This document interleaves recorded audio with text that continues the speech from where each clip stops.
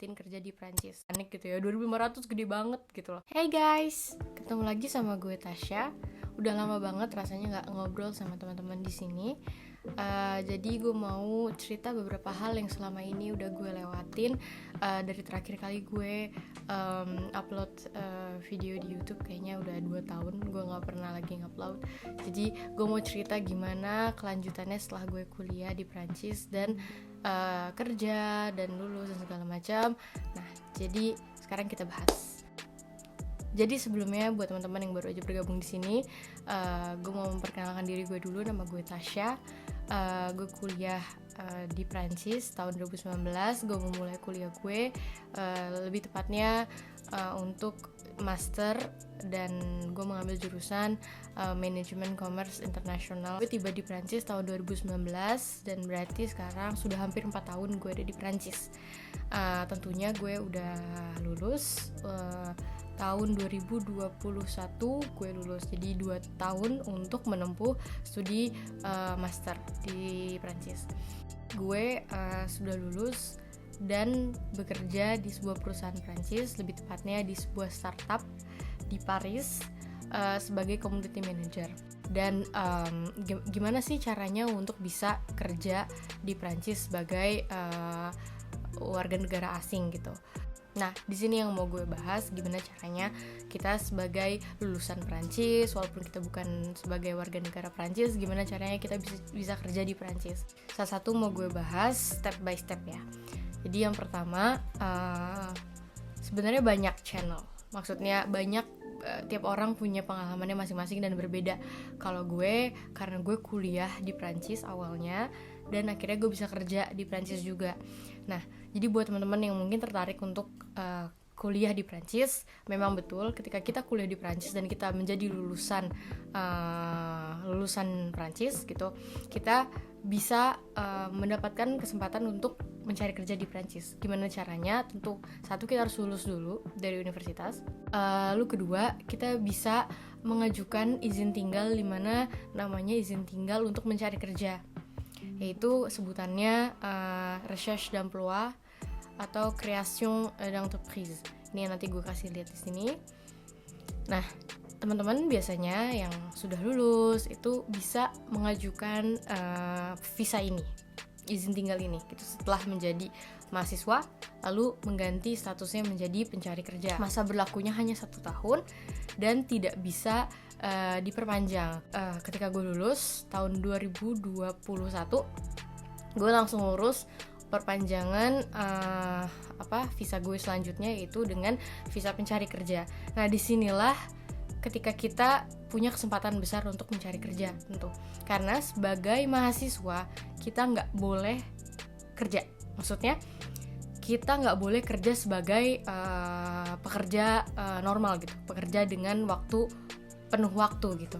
Kalau misalkan teman-teman mau kerja sebagai side job, kayak job mahasiswa, sebagai pekerja-pekerja yang part time gitu ya, teman-teman bisa tentunya. Tapi untuk bisa kerja beneran gitu ya, itu nggak bisa.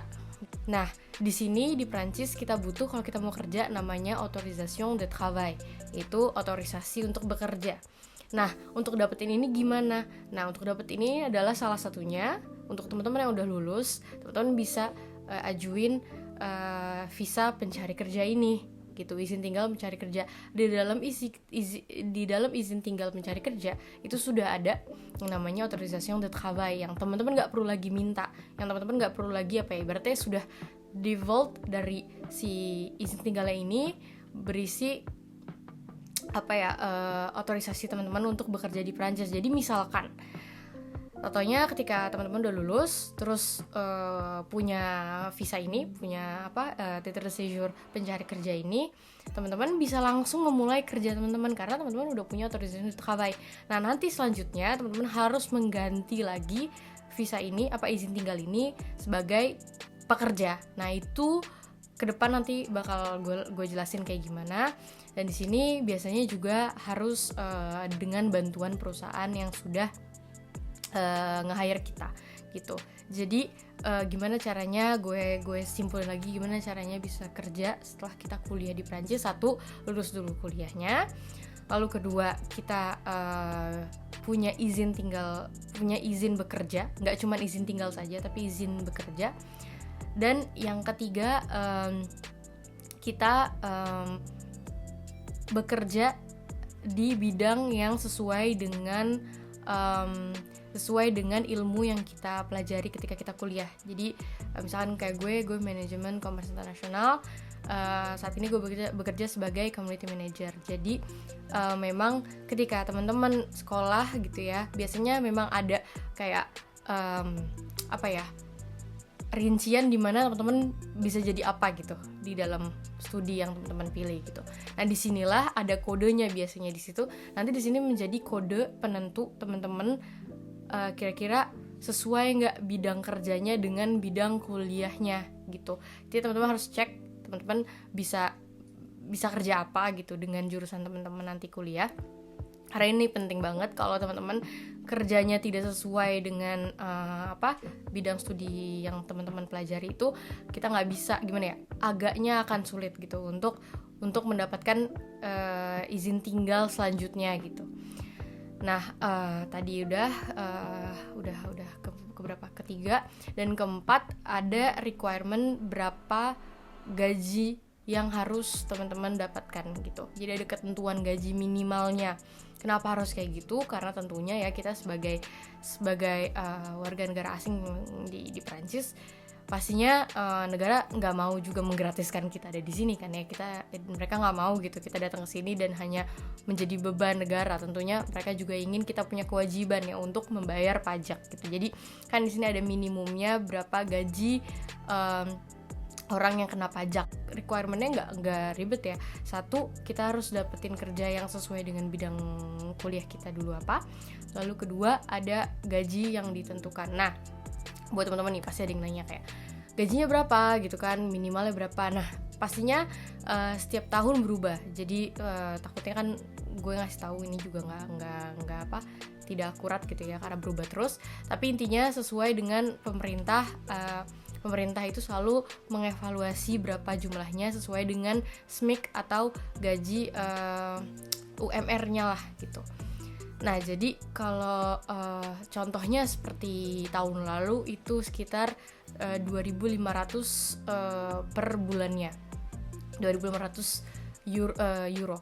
Tapi ini masih belum dipotong pajak ya, jadi masih kotor nih gitu. Jadi teman-teman nggak usah panik gitu ya, 2.500 gede banget gitu loh. Nggak, di sini memang kalau teman-teman sudah lulus S2 apalagi gitu ya, ini adalah gaji yang minimum banget gitu. Jadi teman-teman jangan takut, ini gaji minimum yang aku bilang juga bukan berarti hal yang sangat impossible gitu loh untuk kita dapatkan gitu di sini, karena ini dianggapnya normal dan itu terendah ya. Nah, sekarang gue mau cerita gimana dapetin kerja di Prancis. Gue bakal bahas ini di part kedua. Makasih buat teman-teman yang udah nonton video gue sampai akhir. Kalau ada teman-teman yang ingin bertanya atau juga sharing sama gue, bisa langsung aja kirim di kolom komentar. Terima kasih buat teman-teman sekali lagi. Sampai ketemu lagi.